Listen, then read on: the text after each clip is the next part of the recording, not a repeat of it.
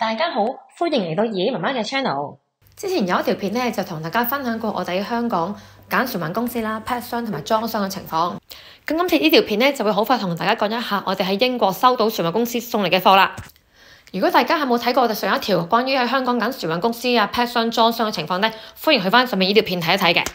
睇翻之前我哋分享嘅 schedule 啦，我哋係舊年2024年10月19號咧上門收貨嘅，咁到今年2025年嘅1月30號咧，終於收到貨啦。咁其實比我哋預期咧係遲咗少少嘅。其實我哋本身1月中到英國嘅時候，我哋就預期1月中或者之後個禮拜就會收到貨㗎啦。咁究竟發生咩事中間？咁期間我哋都有同當地嘅運輸公司去溝通啦 ，email 電話都聯絡過啦。原來當我哋嘅貨物去到英國港口之後咧，係送咗去佢哋北邊嘅一個貨倉嗰度。但係其實我哋住喺比較南面嘅地方啦，咁所以佢哋要安排一個大貨車，將我哋嘅大木箱咧由北邊嘅貨倉運翻去南面嘅貨倉喎。咁根據佢哋公司嘅回覆就話咧，佢哋冇好多架呢啲咁大嘅貨車啦，而亦都喺我哋之前咧，亦都有其他嘅客人咧係需要用呢個大貨車喎。咁所以我哋就要排啦。而另一件事就係咧，當佢哋通知我哋嗰個星期可以送貨嘅時候，突然之間佢哋就話嗰架大貨車壞咗，要更換個零件咧未到。佢問我哋一係就等架貨車維修好之後，先至再送個木箱過嚟，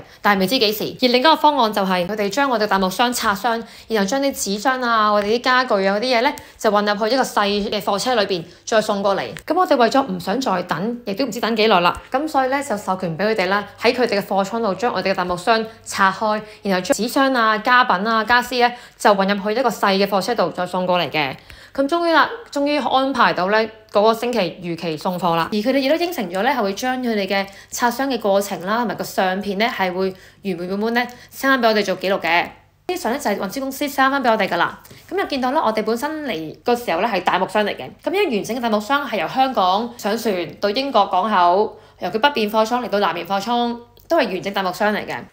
咁都見到佢拆開個箱嘅蓋之後，發現入邊啲貨物啦，都係完整無缺啦，亦都冇話冧咗啊、濕咗手潮啊，或者係啲東歪西倒嘅情況嘅，好彩啦。咁最後咧，佢哋就將呢40個紙箱啦，再加19件嘅家品啊、家具嘅嘢咧，就入晒落一架比較細嘅小型貨車度啦。咁送貨當日咧，運輸公司就派咗3位同事嚟送貨嘅。咁大家見到啦，佢哋都好整齊咁樣將我哋啲貨啦擺喺落架貨車裏邊嘅，跟住就逐箱搬出嚟啦，搬去 lift 口搭 lift 上去1樓咁樣啦。咁都好彩嗰個時間咧唔係好繁忙嘅時間啦，所以咧用 lift 嘅人唔係好多，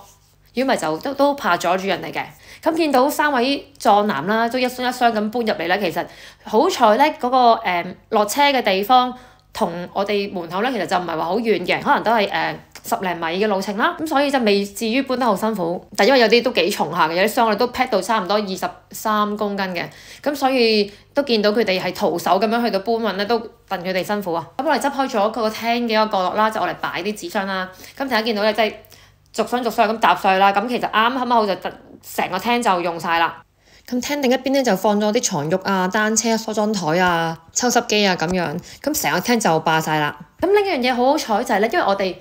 最初同佢哋簽約嘅時候咧，嗰張 contract 都有講，如果譬如要搭 lift 嘅話咧，咁嗰個揸 lift 嘅費用啦，可能係要收 charge 㗎啦。咁真係好彩，依邊公司就冇收我哋任何嘅附加費用嘅。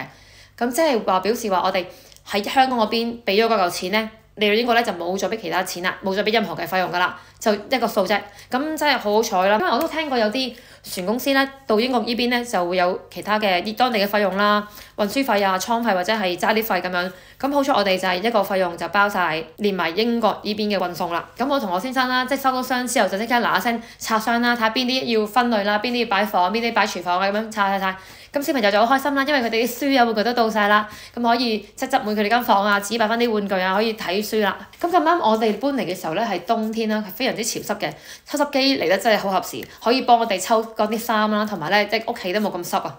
咁呢個就係好簡短嘅分享翻我哋收貨嘅經驗啦。咁大家可以自行決定呢間公司係咪可以幫襯得過啦。仲有一點想同大家分享就係咧，嗰3位同事處理我哋嘅紙箱啊、家具嘅時候咧，都係小心謹慎嘅，即係唔會話因為佢輕或者係重咧而會大力抌落地下。譬如我梳妝台都有鏡嘅咧，佢哋見到佢哋都係好小心咁樣去處理去搬運嘅，就唔會話好粗魯咁樣。咁佢哋每一箱搬入屋嘅時候咧，都會叫我哋剔翻咧相應個箱嘅號碼，係咁紙剔翻嘅。咁確保我哋即係點齊晒咁多箱收齊晒啦，簽翻名啦，一人一個 record 咁樣咧，咁就確保完成晒個收貨過程啦。如果你都鍾意我今日嘅分享，歡迎你 comment、like 同埋 share 我嘅影片，亦都希望你會 subscribe 我嘅 channel，咁我下次出新片咧，你就會知道㗎喇。今日時間係咁多啦，多謝大家收睇，拜拜。